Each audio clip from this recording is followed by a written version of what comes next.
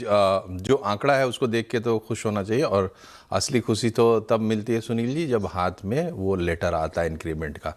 बहरहाल अमित जी ये बताइए कि बड़ा ग्लोबल अनसर्टिनिटीज़ का समय रहा है पिछले 2-3 साल में, और उससे पहले कोविड का दौर था। अभी जैसा कि सुनील जी कह रहे हैं मैन्युफैक्चरिंग में 9.5% का अगर इंक्रीमेंट देने की बात कर रहे हैं, तो इसका मतलब है आगे बहुत सारा ग्रोथ पोटेंशियल होगा। कंपनी सिर्फ ये नहीं देखती है कि इस साल क्या परफॉर्म किया, कंपनी ये भी देखती है कि आउटलुक आगे का क्या है। तो इस हिसाब से क्या मानना चाहिए, जॉब मार्केट आगे और अच्छा होने वाला है? सी आई थिंक ये लिंक्ड है, राइट। जैसे मैन्युफैक्चरिंग जो है वो इंटरनल ग्रोथ दिखाता है, राइट।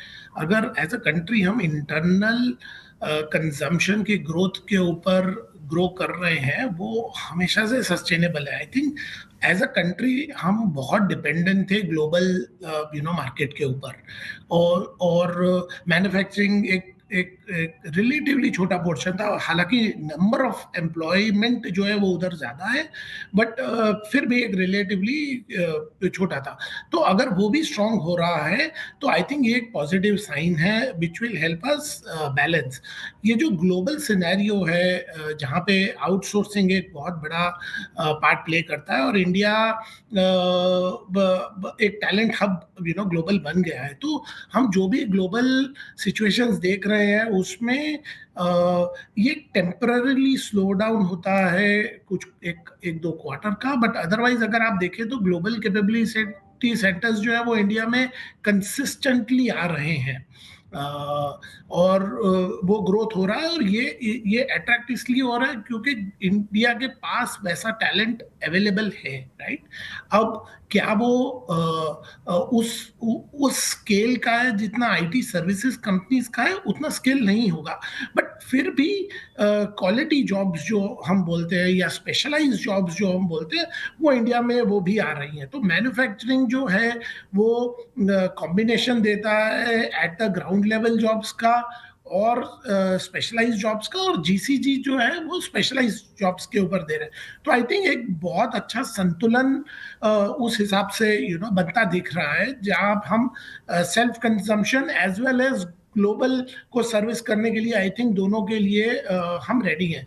तो ये मैं बोलूँगा कि डेफिनेटली एक पॉजिटिव साइन है हमारे लिए। अब आई थिंक जो चीज़ हमको देखनी है कि ये जो सैलरी ग्रोथ है, क्या ये जॉब ग्रोथ में ट्रांसफॉर्म होता है कि नहीं, क्योंकि सैलरी ग्रोथ जो है वो आप किस चीज के लिए कर रहे हो। एक आप करते हो कि आपको एक रिटेन करना है एग्जिस्टिंग टैलेंट को, ऑफ कोर्स आप अप्रिशिएट कर रहे हो उसके लास्ट ईयर का काम का, बट आपको उसको रिटेन भी करना है।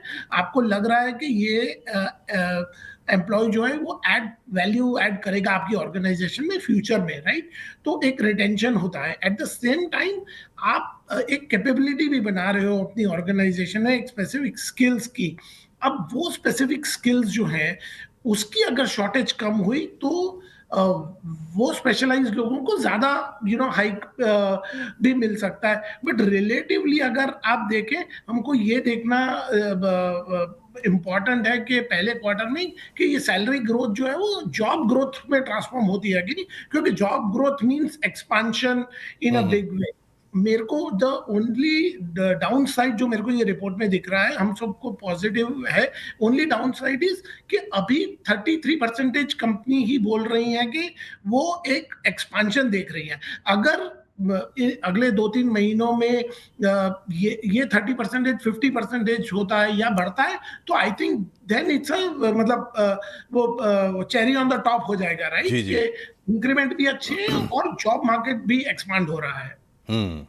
सही बात है आपकी। और भारत जैसे देश में जहां हम देख रहे हैं अगला 1-2 दशक भारत में बहुत तेज विकास का दशक होने वाला है, तो ये कई चीज़ों पर ये आधारित है, ये ऐसे हवा में बात नहीं है, लेकिन इसके संकेत मिलने चाहिए और कंपनियों को उस तरीके से बिहेव करना चाहिए, तो पूरा ये जो विश्वास है वो आगे बढ़ेगा। तो इसलिए सुनील जी की बात बहुत सही थी, और अमित जी ने भी सही इशारा किया कि देखना होगा, थोड़ा वॉच करें कि कैसे ये कन्वर्ट होता है आने वाले 1-2 क्वार्टर्स में। बहरहाल यहाँ एक छोटे से ब्रेक के लिए हम रुक रहे हैं। ब्रेक के बाद लौटेंगे तो हम ये भी समझने की कोशिश करेंगे कि जो पूरा जॉब मार्केट है इंडिया का, वो कैसे चेंज हो रहा है, और कैसे चेंज हो रहा है उसको आप अगर देखना चाहेंगे तो जो 4 लेबर कोड्स हमारे अब जाके एक्टिवेट हुए हैं, एक्ट तो पहले ही बन गया था, तो उसमें भी आपको कुछ मिलेगी उसकी झलक, तस्वीर की कैसे चेंज हो रहा है सब कुछ।